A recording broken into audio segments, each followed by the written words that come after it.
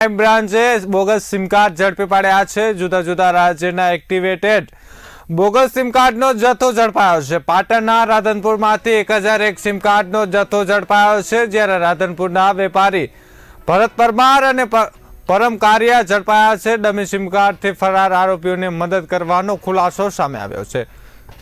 Listed બુટલેગરો Dhiren કારિયા કેસમાં નવો ઘટસ્ફોટ સામે આવ્યો છે। ભાજપના પૂર્વ મહિલા કોર્પોરેટર સહિત 6 સામે ગુનો દાખલ થયો છે। આરોપીઓમાં આંધ્રપ્રદેશ, ઓડિશા અને વડોદરાના શખ્સોનો પણ સમાવેશ થાય છે।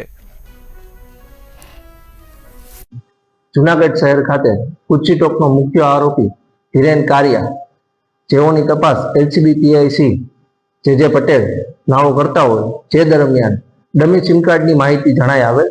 જે માહિતી અનુસાર જૂનાગઢ શહેર બી ડિવિઝન પોલીસ સ્ટેશન ખાતે એક જાણવાજોગ દાખલ કરવામાં આવેલ અને તે અનુસંધાને તપાસ કરતા માહિતી મળેલ કે ડમી સિમ કાર્ડ જે પરમ ધીરેન કારિયા છે, તે વ્યક્તિએ તેના મામા સંદીપ ઉર્ફે બંટી દ્વારા વડોદરા ખાતેથી મંગાવેલ હોય અને જે અન્વયે વડોદરા જઈ તપાસ કરતા ભરત અંબુલા રહે વિજયવાડા આંધ્રપ્રદેશ તથા ચંદન કુમાર મોહનંતી રહે ઓડિશા રાજ્ય, આ બંને દ્વારા આરોપીઓને ડમી સિમ કાર્ડ પ્રોવાઈડ કરવામાં આવેલ હોય અને આ સમય દરમિયાન જે ભરત શંકરભાઈ પરમાર છે, તે આ બંને માધ્યમોને વચલી કડી જોડતી હોય, જેથી આજ રોજ ભરતભાઈ શંકરભાઈ પરમાર તથા પરમ ધીરેન કારિયાને અરેસ્ટ કરવામાં આવેલ છે અને તેઓ ઉપર ભારતીય ન્યાય સંહિતાની કલમ 2023ની કલમ 318(2) 54 તથા ઇન્ફોર્મેશન ટેકનોલોજી એક્ટ કલમ 2000ની કલમ 66C તથા ટેલિકોમ્યુનિકેશન એક્ટ 2023ની કલમ 42(3)C મુજબ ગુનો દાખલ કરવામાં આવેલ છે।